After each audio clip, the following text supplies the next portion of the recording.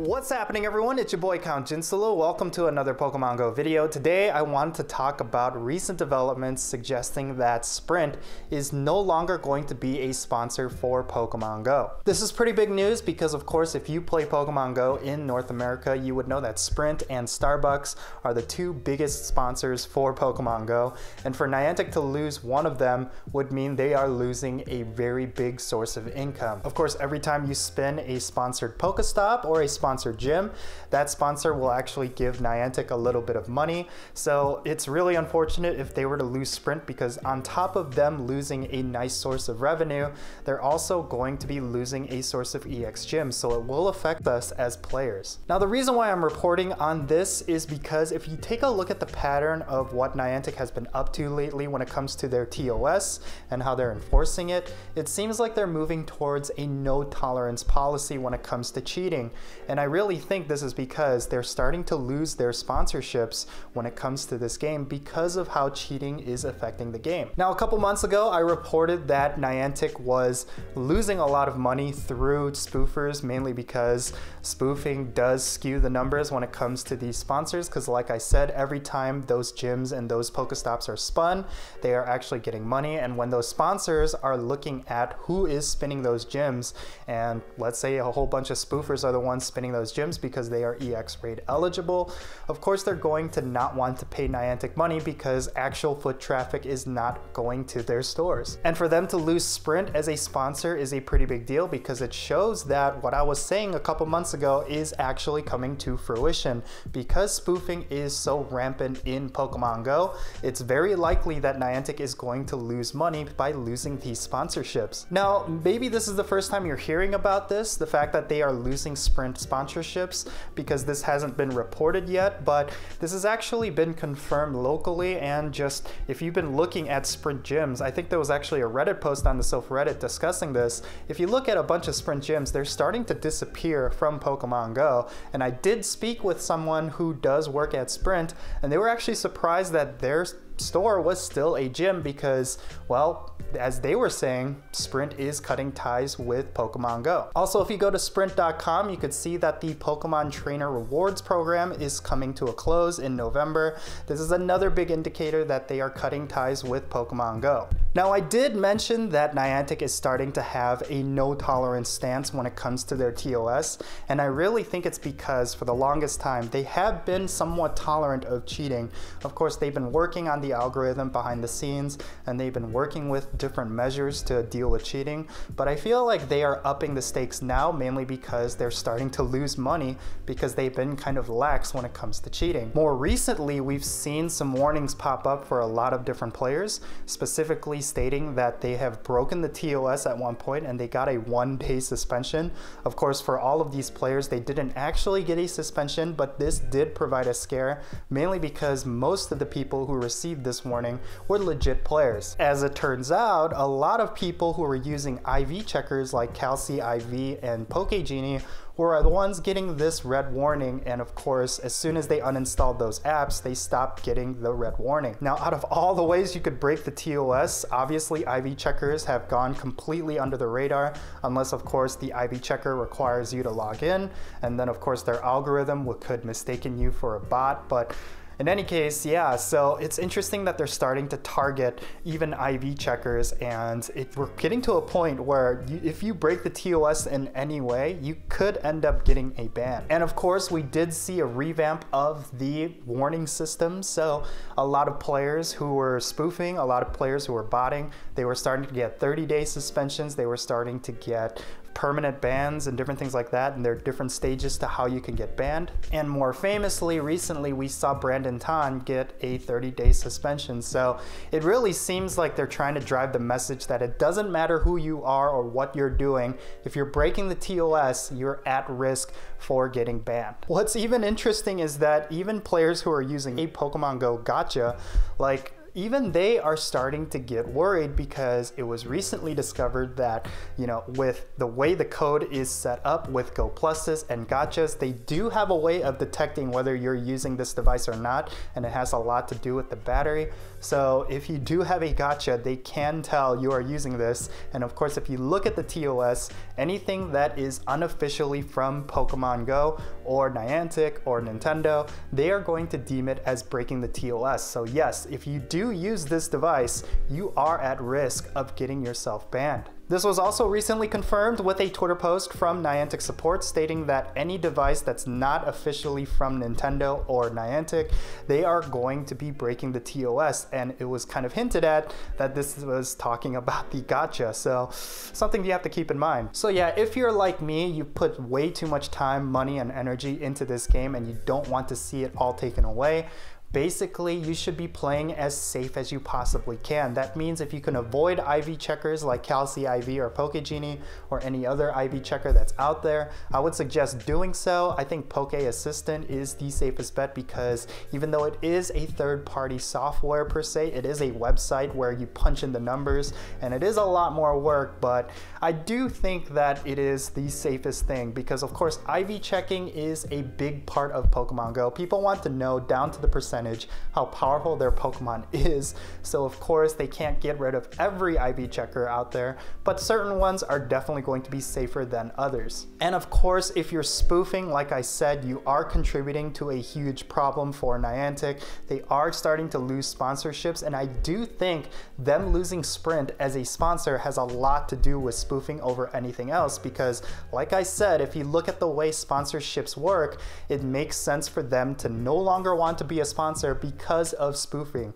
If they're paying money for people to show up at their stores and spend money at their stores, but people are not actually showing up because they're joysticking their way to these gyms and Pokestops, well, it would make sense for me as a company to no longer want to be in that system. If Niantic were to want more sponsorships to replace Sprint, of course they're going to have to deal with the spoofing problem. So if you are a spoofer, I would suggest you stop if you don't want to lose all of your Pokemon. Of course, you're free to spoof if you want because that is every player's choice, but I'm just saying you need to know the risks because even IV checking is starting to get, you know, warnings and different things like that. So how much further are they going to go for offenses that are downright cheating? What's interesting actually is that even though they're producing a lot of false positives, they're not actually caring. I think one of the biggest examples is of course the YouTuber Lucky Buns. He is a straight up legit player, and I don't know exactly how legit he was because technically not everyone is legit. I think most people that I played with have broken the TOS in some way or form, and some people do it blatantly without care, like multi-accounting and different things like that. So I know I've broken the TOS in my fair share of ways, but you know, going back to Lucky Buns, yeah, so even though he is a false positive, Niantic really hasn't done anything to restore his account. So, you know, it really is coming to a point where they're having a no tolerance policy. So yeah, something you have to keep in mind. And of course, raid scanning is starting to come back. We have a lot of raid scanning going on in different cities. I don't know how Niantic is going to deal with that, but you can expect Niantic to take a much more firm stance compared to how they were before when it comes to breaking the TOS. So when it comes to multi-accounting, when it comes to using raid scanners, when it comes to IV checking, when it comes to spoofing, you know, there are a lot of ways you could be at risk right now. So I really think us as players, we need to start being careful with how we play the game because the temptation is definitely there, and it's a lot easier to break the TOS compared to other games. Of course, a lot of other games are more relaxed with their rules, but Niantic, because they're starting to lose money, it may be possible that they're going to be a lot more stringent on how you play the game. For the most part, they know they're doing everything right when it comes to the design of this game. They've had a phenomenal year with Pokemon Go. They've experienced extreme growth with the game. A lot of players are coming back to the game. A lot of players are starting it for the first time.